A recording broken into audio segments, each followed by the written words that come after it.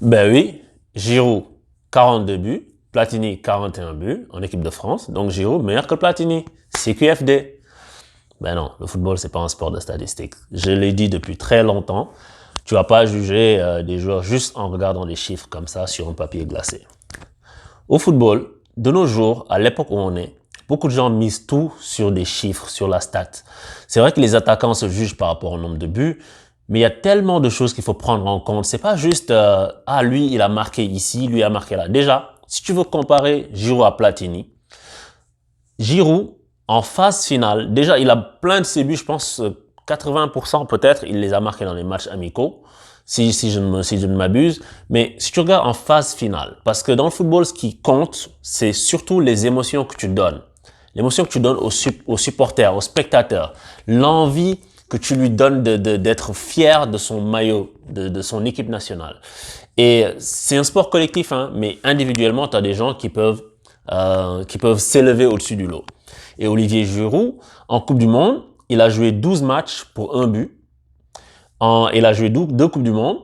En Euro, il a joué 9 matchs pour 3 buts. De l'autre côté, Platini, il a joué 14 matchs de Coupe du Monde pour 5 buts. Et tenez-vous bien, 5 matchs de l'Euro pour 9 buts. Et ces 9 buts-là, il les a mis sur un seul Euro, à l'Euro 84. Et qu'est-ce que ça représente pour la France?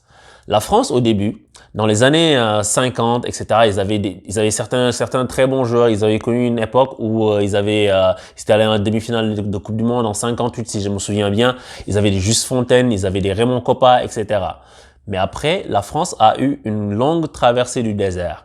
Et cette longue traversée du désert-là, elle s'est arrêtée avec des gens comme Michel Platini, qui justement a eu beaucoup d'autres coéquipiers qu'il a pu tirer dans son sillage pour former une génération tellement exceptionnelle qui a permis de redorer le blason du football français. Et ces gens-là, en fait, Platini, quand il gagne l'Euro en 84 avec la France, mais la France n'a jamais rien gagné en compétition internationale. C'est ça, Michel Platini. Michel Platini, c'est les Français qui sont capables d'être fiers, en fait, de leur maillot. C'est ça, en fait. Et quand il met tous ces buts-là sur un seul Euro, je pense que c'est le record de buts à l'Euro en 84, le gars. Tu vois, les émotions que Michel Platini t'a données sur les buts qu'il a mis en équipe de France, ça n'a rien à voir avec les émotions que tu as pu vivre parce que là, Giroud, il a battu un record en marquant un but contre l'Ukraine à huis clos lors d'un match amical. Et puis, il a joué 100 matchs, l'autre a joué 72 matchs et c'est pas les matchs de la même importance. Tu vois, donc Olivier Giroud, c'est un joueur qu'il faut respecter parce qu'il est champion du monde et ça, il y a des gens qui n'aiment pas Giroud, etc., etc., mais il a du mérite. Ça, c'est indéniable.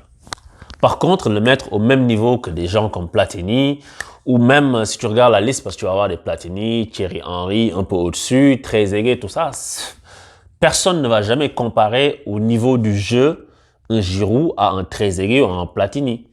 Même s'ils n'ont pas tous les mêmes styles de jeu, etc. Mais Giroud, il est loin dans la conversation. Il y a énormément d'attaquants en équipe de France qui t'ont apporté plus qu'un Giroud. Donc le football, c'est pas une histoire de statistiques. C'est pas une histoire je mets un but de plus, deux buts de plus.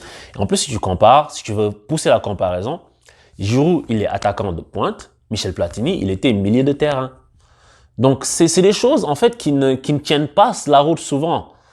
Tu vois, et c'est pas pour dénigrer Giroud parce que de nos jours en fait, les gens n'ont pas le sens de la nuance parce que tu peux constater un état de fait sans pour autant détruire, entre guillemets, un joueur. On explique juste la situation. Tu comprends? Suis-moi.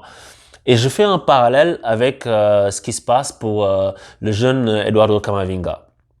C'est un jeune joueur qui a 17 ans, qui a marqué un but lors de ce France-Ukraine, donc match amical. Et tout le monde est en train de dire waouh, c'est un crack, waouh, c'est un ouf. C'est le plus jeune joueur à marquer pour sa première sélection depuis, je sais pas, la Deuxième Guerre mondiale, tout ça. Calme. Ce genre de statistiques-là, en fait, ne veulent pas dire grand-chose. Tu peux faire tout et n'importe quel type de statistique que tu veux de toute façon. Il y a des choses qui expliquent. Parce que à l'époque, par exemple, pour parler, et just by the way, encore une fois, préambule parce qu'il en faut pour certaines personnes qui comprennent pas, c'est pas pour critiquer le joueur. Je pense que c'est un bon joueur, ce Camavinga, et moi je demande à voir aussi sur la durée, etc. Mais avant, les joueurs dans les équipes nationales, avant qu'ils les intègrent, ils devaient avoir un certain âge. Il n'y avait pas beaucoup de jeunes précoces. Les jeunes, ils attendaient avant de pouvoir faire leurs preuves. Il y a des exceptions, bien sûr. Quand tu prends Pelé avec le Brésil en 58, quand il a 17 ans lors de la Coupe du Monde. Mais c'est ça, en fait. Il faut prendre le temps de s'intégrer. Et maintenant, les jeunes, ils peuvent plus attendre ça. Il y a plus ça parce qu'il y a beaucoup de marketing autour des jeunes joueurs. Il y a beaucoup de hype autour des jeunes joueurs. Et d'où l'expression d'ailleurs pépite. Dès que tu vois quelqu'un faire 2 passements de jambes, on te dit c'est une pépite, c'est un crack. Mais attendez, laissez le temps aux jeunes de se développer. Faut pas que les jeunes là se brûlent les ailes. Et tout ça, c'est basé sur quoi? C'est sur des statistiques. Les gens lisent des chiffres et disent waouh. C'est pas ça le football. Le football, c'est les émotions. Le football, c'est ce que tu ressens. Le football, c'est de la passion, que ce soit, c'est de la joie, c'est de la peine. C'est quand tu jubiles ou quand tu es cloué au sol à la dernière minute. C'est beaucoup de choses. C'est ce que le jeu te fait ressentir. Et ce sont des choses qui ne sont pas forcément retranscrites dans les statistiques. Tu vois? Surtout dans les statistiques qu'on voit but, passe décisif. Non. Si tu vois des joueurs comme, je sais pas, Iniesta ou bien Zidane, ils n'ont pas marqué beaucoup de buts dans leur carrière, si tu regardes bien. Ou même Ronaldinho. Mais ces choses qu'ils ont faites, balle au pied, tu les oublieras jamais. Si tu montres ça à un enfant, tu vas lui faire briller les yeux. Tu vois? Et quand je vois que les gens s'enflamment, Kamavinga, 17 ans, waouh. Moi, pourquoi je suis prudent par rapport à ça? En 2001, je me souviens encore, en Argentine, il y avait un joueur qui s'appelait D'Alessandro. Et D'Alessandro, il avait gagné la Coupe du Monde des U20 avec l'Argentine. Et à l'issue du tournoi, c'est Javier Saviola qui était élu meilleur joueur. Et D'Alessandro avait été élu deuxième meilleur joueur. Mais tout le monde ne parlait que de lui. On disait, waouh, la carrière qu'il va avoir, c'est un joueur, il est top, il est vraiment super fort. D'Alessandro, je me souviens, on allait au lycée, on parlait que de D'Alessandro avec les potes. Mais aujourd'hui, qui connaît D'Alessandro? Beaucoup de gens ne savent pas qui c'est. Il a disparu des radars pour tout un tas de raisons. Des fois, c'est des raisons de comportement, des fois, c'est des raisons qui sont hors foot, des fois, c'est un manque de régularité. Donc, tout ça, en fait, ça fait que la carrière des jeunes joueurs, elle est incertaine. Faut les laisser exploser, en fait. Faut pas leur brûler les ailes. Et je pense que quand on met ces joueurs-là sur un certain piédestal, ça contribue à leur brûler les ailes, en fait. Parce que ça leur met une énorme pression. Combien de joueurs ont été comparés à Zidane? Combien de joueurs ont été des futurs Zidane? Que ce soit des Ben Arfa. Surtout Ben Arfa, regarde sa carrière. Malgré tout le talent qu'il a. Des Gourcuff, quand il a fait sa saison à Bordeaux en 2009, tout le monde était là. Waouh, Gourcuff, Zidane. Où est Gourcuff aujourd'hui? Qu'est-ce que Gourcuff représente à l'échelle du football français? Donc il faut pas juste regarder le gars a mis 2 buts de plus que l'autre et puis il est meilleur que lui. Et pour parler juste de stats, je suis pas un grand fan de stats, mais Olivier Giroud en phase finale de compétition internationale avec l'équipe de France, il a 2 matchs de plus que Platini, mais Platini a 10 buts de plus que lui. Même s'il a 2 matchs en moins, tu comprends? C'est pas la même chose. Et pourtant, si tu regardes le bottom line, tu vas voir Giroud 42 buts, Platini 41 buts. Ça n'a rien à voir. Sans sélection, ça se respecte. Olivier Giroud, respect. Mais toute comparaison n'est pas raison. Et avec des choses comme ça, des fois, il y a des gens, ils disent oui, tel a marqué plus de buts que l'autre, il est meilleur que lui. Lors de la Coupe du Monde 1994, c'est Oleg Salenko qui était meilleur buteur de la compétition. Mais est-ce qu'il a été meilleur que Roberto Baggio, même s'il a tiré sur la barre en finale, en penalty? Est-ce qu'il était meilleur que Bebeto? Est-ce qu'il était meilleur que Romario? Non. Oleg Salenko, il a fait sa carrière parce qu'il a mis 5 buts contre le Cameroun. That's it. Tu vois, sur un match.